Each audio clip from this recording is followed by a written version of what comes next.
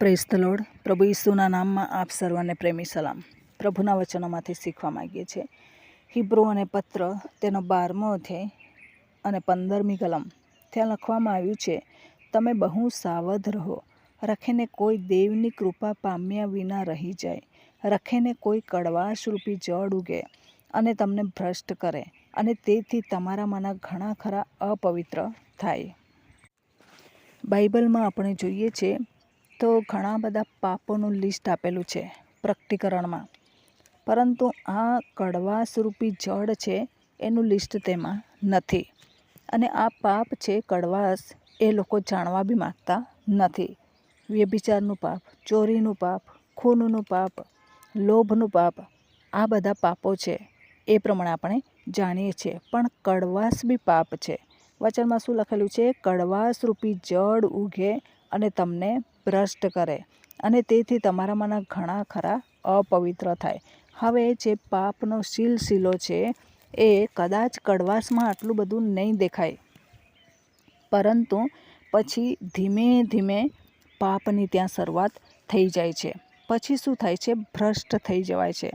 કડવાશ આવી ગયા પછી આપણે ખુદ ભ્રષ્ટ થઈએ છીએ. પછી શું થઈએ છીએ? અપવિત્ર થઈએ છીએ. અને પછી શું થાય છે?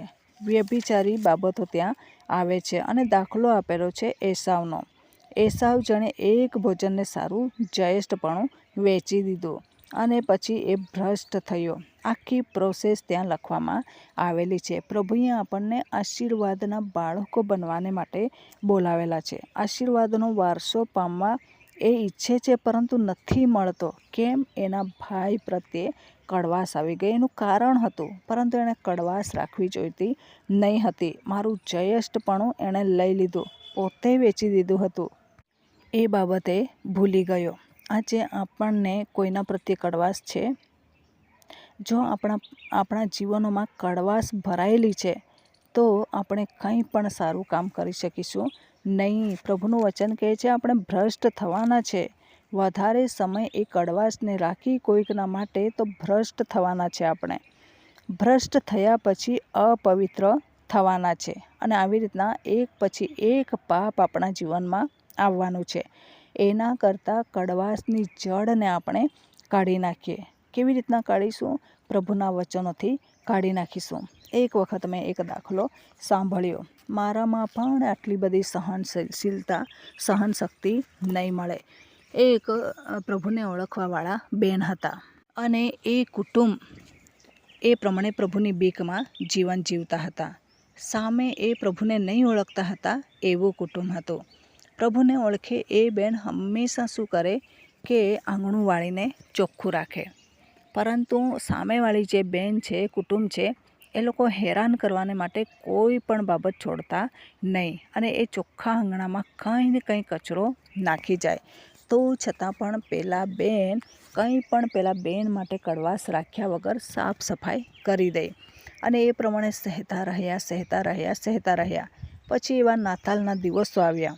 તમે આવવાના કે? અમારા ખુશીના દિવસો આવેલા છે. ત્યારે પેલી બેન કહે છે, હું આવું છું.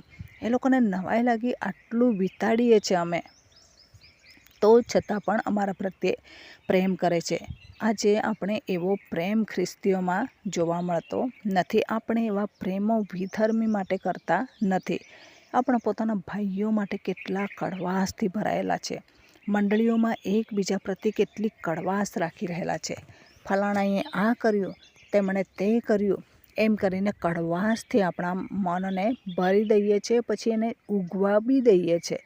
ઝાડ બી આપણે બનાવીએ છીએ. એમાં પાણી આપણે સિંચીએ છીએ, ખાતર આપણે સિંચીએ છીએ. એક દિવસની કડવાશ, બીજા દિવસની કડવાશ, ત્રીજા દિવસની કડવાશ. કદાચ પ્રભુએ આપણને સલામ લેવાની તક આપી, બોલવાની તક આપી, કોલ કરવાની તક આપી, માફ કરવાની તક આપી, પરંતુ આપણે આંખ આડા કાન કરતા જ રહીએ. પછી ધીમે ધીમે આપણે શું કરીએ છીએ? એમાં ખાતર નાખીએ છીએ, પાણી નાખીએ છીએ, ઝાડને વધવા દઈએ છીએ.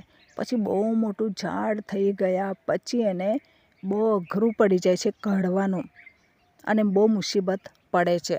પ્રભુનું વચન કહે છે કે તમે આવી રીતના કડવાશને ઉગવા દેશો નહીં, જડ બાજવા દેશો નહીં. એને માફ કરી દો ને તો કાઢી નાખો. હાય હલ્લો કરીને કાઢી નાખો. કઠિન છે. સામે કદાચ આપણે હાય હલ્લો કરવા ગયા, જે અપેક્ષા સાથે ગયા એમાં તમાચા પણ મળી જાય, ચાઠા પણ મળી જાય, પરંતુ તો છતાં પણ એક પ્રયત્નથી આ પ્રમાણે થવાનું નથી. મધર ટેરેસાનો એક દાખલો મને યાદ આવે છે. જ્યારે રક્તપિતિયાની સેવા કરતા હતા, એમની પાસે પૈસા નહીં અને બીજાની પાસેથી માગીને સેવા કરે. એવા ધનવાનના ઘરોમાં જઈને હાથ લાંબો કરે. તો હાથ લાંબો કર્યો તો એમણે શું આપ્યું? પેલા વ્યક્તિએ થૂક આપ્યું. હાથ લાંબો કરેલો છે એમાં થૂકી દીધું. પેલા બેને કડવાશ રાખી નહીં. એણે શું કર્યું? એ હાથને લઈ લીધો, પોતાના તરફ ખેંચી લીધો, મુઠ્ઠી વાળીને ખેંચી લીધો અને પછી બીજો હાથ લાંબો કરતાં કહ્યું કે આ તો તમે મારા માટે આપ્યું, આ થૂક તો તમે મારા માટે આપ્યું, પણ મારા બાળકોને માટે હવે આપો. પેલા વ્યક્તિનું મન પીગળી ગયું કે થૂક આપ્યા છતાં પણ પોતાના પારકા બાળકોને માટે એ હજુ પણ ઊભેલી છે અને એને પૈસાનો થોકડો કાઢીને મધર ટેરેસાને આપ્યો. આપણાથી હૃદયો કેમ નથી જીતાતા? એક થૂકને લઈને આવવા કરતાં હજારો થૂક આપણે એમને આપી દઈએ છીએ. બીજો હાથ લંબાવતા નથી. એક પ્રયત્ન કર્યા, નહીં આવ્યા તો બીજો પ્રયત્નમાં હજુ કંઈક વધારે ગડબડ થાય એવું આપણે કરી નાખીએ છીએ. ધીરજ રાખતા નથી. એક વખત આપણને સફળતા નહીં મળી, આપણે કડવાશને કાઢી નાખવાને માટે હાય હલ્લો કરવા જઈએ. સામેથી હાય હલ્લો નહીં મળ્યો, પરંતુ કંઈક બીજું જ મળી ગયું. મધર ટેરેસાએ એ પોતાના માટે લઈ લીધું, પરંતુ બીજી વાર એ ભાઈને મોકો આપ્યો અને એ ભાઈએ પૈસા આપ્યા. આપણે બીજી વાર લોકો સુધી પહોંચતા જ નથી અને બીજો મોકો લોકોને આપતા જ નથી. પરંતુ જ્યારે આપીએ છીએ એવા સમયે એ વ્યક્તિને આપણા માટેની કડવાશ દૂર થાય છે, આપણને એ વ્યક્તિને માટે કડવાશ દૂર થાય છે. પણ આજે મંડળીઓ કડવાશથી ભરેલી છે. સગા સંબંધીઓમાં કડવાશ, એટલા કડવાશ અને વેર ઝેર કે જાણે પેલા નરકમાં કોઈક ગયેલું હોય એના કરતાં પણ વધારે દુશ્મન આ છે એમ જાણી રહેલા છે. એકબીજાને માફ કરવા તૈયાર નથી, જોવા તૈયાર નથી અને વિચારવા પણ તૈયાર નથી. તો આ દિવસોમાં આપણે ક્યાં જઈને ઊભા રહીશું? આજે કડવાશની જડ નીકળે એના માટે આપણે પ્રાર્થના કરીએ, આપણામાંથી કાઢીએ, સામેવાળી વ્યક્તિમાંથી કાઢીએ. પ્રભુને વિનંતી કરીએ કે અમારા હૃદયને તમે મીઠાશથી ભરી દો. તો આ વચન પ્રમાણે જીવન જીવવા પ્રભુ આપણને સહાય કરે. વચનનો આશીર્વાદ પ્રભુ આપણને સર્વને પૂરો પાડે. આમેન. પ્રાર્થના કરીએ. પ્રેમાળ પરમેશ્વર પિતા, અમે તમારો આભાર માનીએ છીએ, તમારી સ્તુતિ કરીએ છીએ.